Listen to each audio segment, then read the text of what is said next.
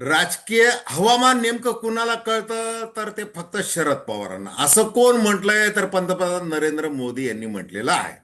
आता एकनाथ शिंदे यांनी आपला ताप विसरून विधिमंडळात येणं पसंत केलं, कारण बंद दाराआड त्यांची चर्चा होणार होती शरद पवार यांच्याशी, आणि ती झाली सुद्धा. कॅबिनेट बैठकीला एकनाथ शिंदे गेले नाहीत, उशिरा गेले, परंतु त्याआधी त्यांनी बंद दाराआड जी शरद पवारांबरोबर चर्चा केलेली आहे त्याचा नेमका अंदाज काय काय घडलेला आहे, दोघांनी एकमेकांच्या राजकीय तब्येतीची कशा प्रकारे चौकशी केलेली आहे. केंद्रीय गृहमंत्री आणि भावी उपपंतप्रधान किंवा 2029 नंतरचे भावी पंतप्रधान अमित शाह यांच्या सांगण्यावरून एकनाथ शिंदे कोणत्या चाली खेळत आहेत, ऑपरेशन तुतारी ते करू शकणार आहेत का, याचा एकूण अंदाज येताच शरद पवारांनी एकनाथ शिंदे यांच्याशी चर्चा केलेली आहे. आता या चर्चेचा पूर्ण तपशील बाहेर आलेला आहे का, येईल का, तर अजिबात नाही. पण शरद पवार जे सगळे पर्याय खुले ठेवतात संवादाचे, एनडीएलाही गाजर दाखवलेला आहे आणि काँग्रेसला देखील दाखवलेला आहे. मग अंगाला तेल लावलेला पैलवान कोणाच्या हाती लागत नाही, नेहमी संदिग्ध वातावरण ठेवतात. मग आता या सगळ्या राजकारणामध्ये एकनाथ शिंदे जर ऑपरेशन टायगर पाठोपाठ ऑपरेशन तुतारी करतील आणि यशस्वी होतील, मग त्यावेळेला मुख्यमंत्री देवेंद्र फडणवीस यांचं काय. मग शरद पवारांनी मुख्यमंत्री देवेंद्र फडणवीस यांच्याशी तशी वैयक्तिक चर्चा न करता केवळ सीमा प्रश्नी बोलवलेल्या बैठकीत हजेरी लावल्यानंतर भेटायचं औदार्य दाखवलं नाही. मात्र ते शिंदे यांना आवर्जून भेटले.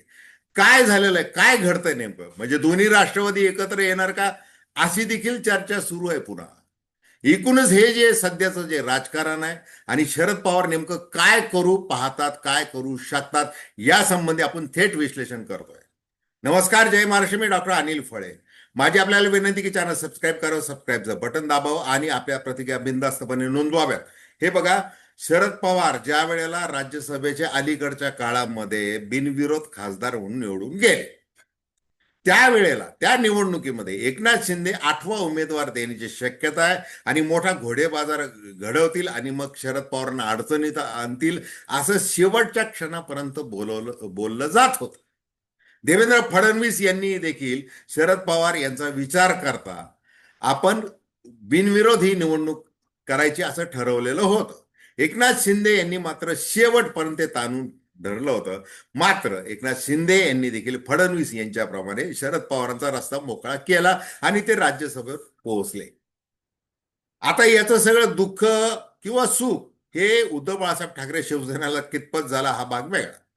आता असंच दुःख उद्धव बाळासाहेब ठाकरे शिवसेनेला देण्याचं काम शरद पवारांनी एकनाथ शिंदे यांच्या मार्फत अनेकदा केलेलं आहे. जसं एक उदाहरण, अखिल भारतीय मराठी साहित्य संमेलन जे दिल्लीमध्ये भरलं होतं, त्यावेळेला जो काही महाजी शिंदे पुरस्कार देण्यात आला तो शरद पवारांच्या हस्ते देण्यात आला. आणि मग शरद पवारांनी नुसता औपचारिक म्हणून किंवा प्रमुख पाहुणा म्हणून तो पुरस्कार, तो शिरपेच एकनाथ शिंदे यांच्या शिरावर ठेवला नाही, तर त्यांनी एकनाथ शिंदे यांचं वारेमाप असं कौतुक केलं की एकनाथ शिंदे यांनी मुख्यमंत्री म्हणून नागरी विकासामध्ये कसं काम केलेलं आहे याचं कौतुक शरद पवारांनी केलं होतं आणि ते खटकलं होतं उद्धव ठाकरे यांना.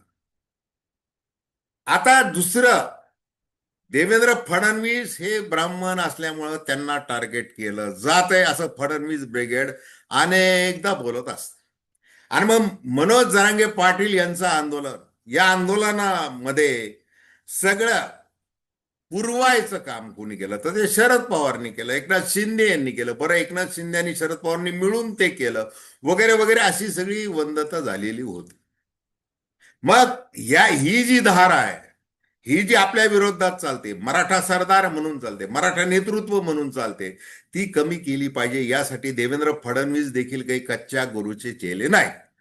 त्यांनी त्या पद्धतीने मग सगळा वापर केला. राधाकृष्ण विखे यांना नेमलं, संवादाची प्रक्रिया सुरू केली, तो GR हातामध्ये ठेवला, हैदराबाद गॅझेटरचा अलीकडच्या काळामध्ये. मग प्रसाद लाड असतील वगैरे, ते सगळं त्यांचं सुरू आहे. हे अंतस्थ सगळं राजकारण आहे. आणि मग ज्या वेळेला अमित शहा निवडणुकांच्या काळामध्ये, सार्वजनिक निवडणुकांच्या काळामध्ये गेल्या, ज्या वेळेला मराठवाड्यामध्ये आले होते त्यावेळेला आवर्जून असे फलक लागले होते की शिंदे सरकार मराठा सरदार. हे देखील झालेलं आहे. उघड झालेलं आहे युद्ध फडणवीस आणि एकनाथ शिंदे यांच्यामध्ये. आता प्रश्न काय? आता प्रश्न आहे की केंद्रीय गृहमंत्री अमित शाह यांनी एकनाथ शिंदे यांना सांगितलेलं आहे की किसी भी हालत में आप ऑपरेशन तुतारी सक्सेसफुल करो, हे सांगितलेलं आहे. आणि त्याच्यामुळे 8 पैकी 5 खासदार कसे गळाला लावता येतील यासाठी एकनाथ शिंदे यांनी त्यांच्या भाषेत सांगायचं तर फुल प्रूफ ऑपरेशनची तयारी केलेली आहे. मग शरद पवार आहेत ते.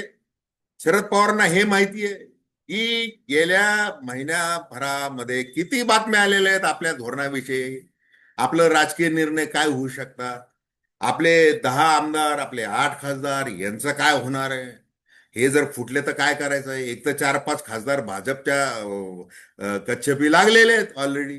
स्थानिक स्वराज्य संस्थांच्या निवडणुकांमध्ये त्यांनी ते दाखवून दिलेलं आहे. मग आता करायचं काय?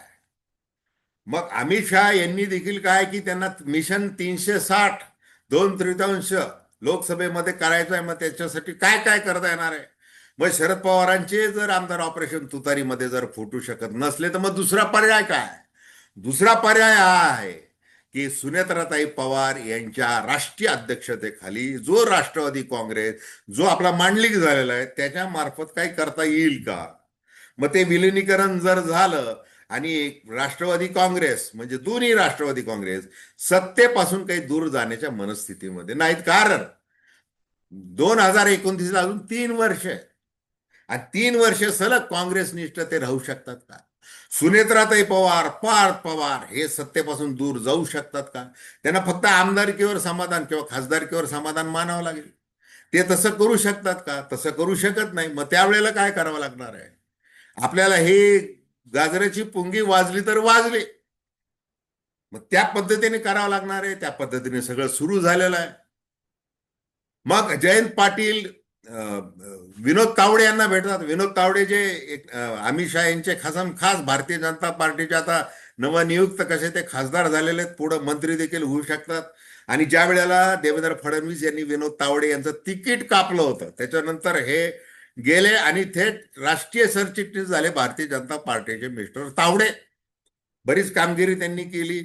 मग आता त्यांनाही तेवढा बोलण्याचा अधिकार आहे. ते शहांचा काही निरोप असेल तर तो जयंत पाटलांना दिलेला आहे का?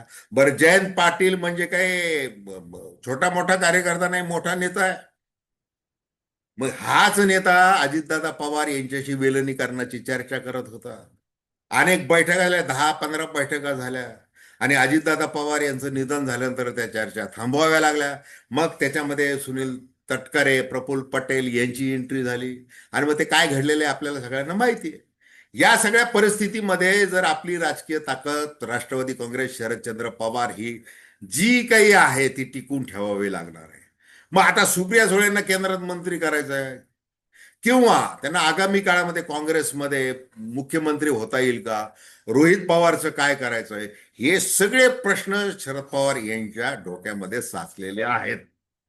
आणि ही जर फूट आपल्याला टाळता आली नाही तर आपल्याला थोडंसं बॅकफूटवर जावं लागणार आहे. आणि ते जाणं आपल्याला आत्ता या क्षणाला या राजकारणामध्ये परवडणार नाही. मग त्यासाठी शरद पवार वेगवेगळे संवाद घडवून आण. मग तसं एकनाथ शिंदे यांच्याबरोबर त्यांनी संवाद केलेला आहे. बाकी शरद पवार काल बघा 19 वर्षांनंतर पहिल्यांदा विधिमंडळाच्या तिथं आले. शरद पवार येत आहेत म्हणल्यानंतर भले भले आमदार त्यांच्या चरणी लीन झाले. शरद पवार कुणाशी फारसं काही बोलले नाहीत. ते सीमा प्रश्नाच्या संदर्भात जी काही विशेष बैठक आयोजित करण्यात आली होती त्या बैठकीमध्ये बसले. जो काही निर्णय झाला न्यायालयामध्ये कशी दाद मागायची त्याला त्यांनी पाठिंबा दिला. बाकी त्या सीमा प्रश्नावर नेमकं काय केलं पाहिजे, आतापर्यंत काय घडलेलं आहे याचा इतिहास आणि सगळ्या न्यायालयीन प्रक्रिया, झालेल्या आंदोलनं हे शरद पवार यांच्याशिवाय आजच्या विधिमंडळामध्ये कुणाला जास्त माहिती आहे? एकाला देखील माहिती नाही. एवढा मोठा अधिकार आहे या नेत्याचा. मग त्याच्याविषयी भाष्य म्हणजे त्या सीमा प्रश्नाविषयी भाष्य करण्याचं टाळून शरद पवार बोलले कुणाशी तर ते एकनाथ शिंदे यांच्याशी. कसे बोलले ते बंद दाराआड बोलले. आता ते काय बोलले असतील याचा अंदाज तुम्हीच करा. तर धन्यवाद. हा व्हिडिओ आपल्याला आवडला असेल अवश्य शेअर करा, सबस्क्राईब करा आणि आपली प्रतिक्रिया बिनधास्तपणे नोंदवा. धन्यवाद.